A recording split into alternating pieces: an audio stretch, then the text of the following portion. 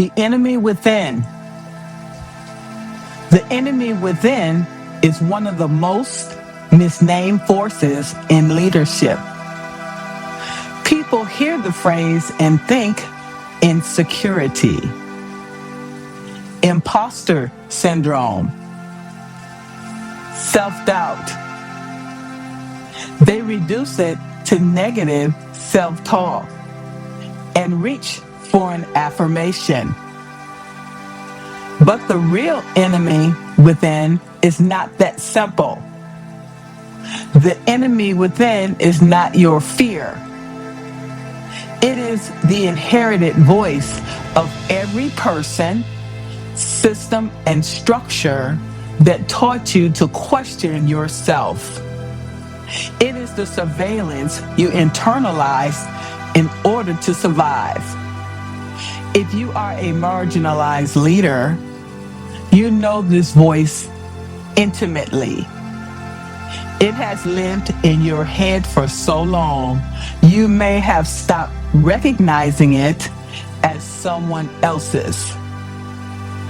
It sounds like, don't beat too much.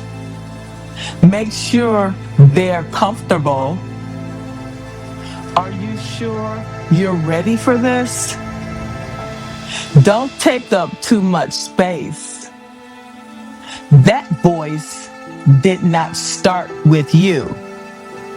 It was given to you by teachers, by relatives, by coworkers, by systems, by every room that needed you small in order to feel large. You absorbed it because you had to.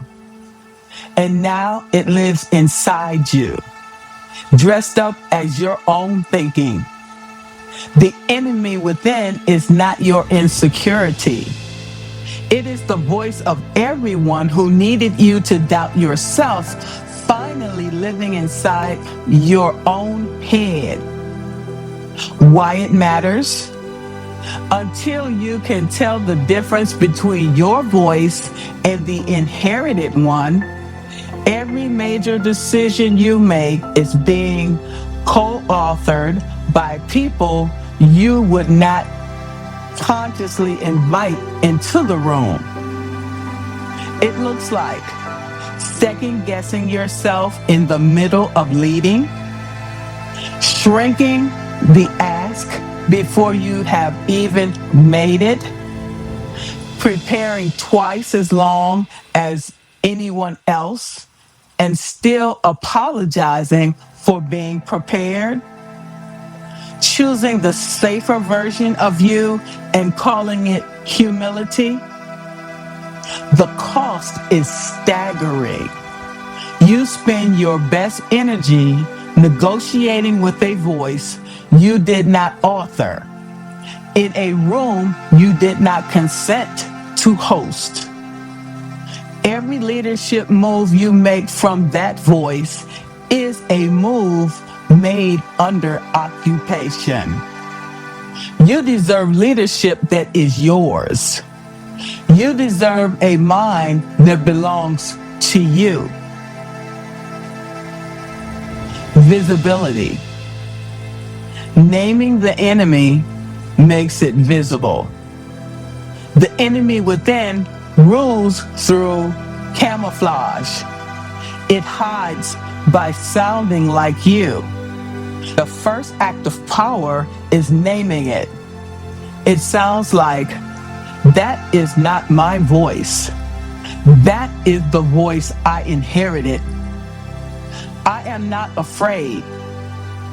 I am being told to be afraid.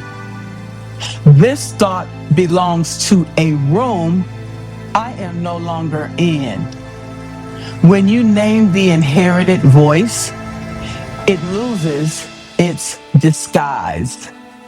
You stop confusing it with truth. You stop letting it run leadership decisions through the back door. What you can see, you can interrogate. What you can name, you can release. Visible self-awareness is not paranoia. It is leadership clarity. It is the difference between leading from your mind and leading from inside someone else's. Liberation. Refusing the voice frees you. Once you can hear the difference between your voice and the inherited one, you are free to stop obeying it. It sounds like, I hear you. I am not taking orders from you anymore. You kept me safe once. You cannot get to keep me small forever. I do not have to argue with you. I just have to stop following you. You do not have to silence the voice. You have to stop letting it lead. Liberation is not the absence of doubt. It is the refusal to confuse doubt with direction. The enemy within only has power as long as you mistake its instructions for your own. That mistake is over. Transformation. Your refusal changes the room. When one leader stops being led by the inherited voice, something radical happens. The room expands. Other leaders realize that voice is in my head too. I do not have to obey it. I am not the only one fighting this fight.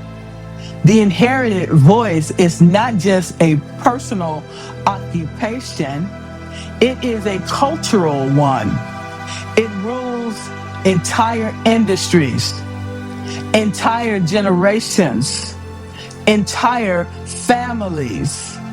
When you refuse it out loud, you give the people around you permission to refuse theirs. This is how personal refusal becomes systemic change. You do not just free yourself, you make room for everyone else to hear themselves more clearly too. The leadership reality.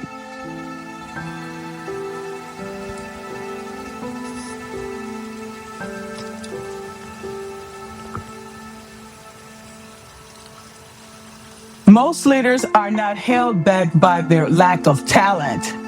They are held back by the voice that learned to live in their head long before they had a chance to choose what they believed. You were trained to mistake other people's fear of you for your own self-knowledge. Treat the loudest internal voice as the truest. Carry surveillance you never consented to as if it were intuition. That is reality. And it is also why so many capable leaders are still asking permission from voices that never deserved a seat at the table. If that is you, pause. You are not crazy. You are not weak. You are not behind.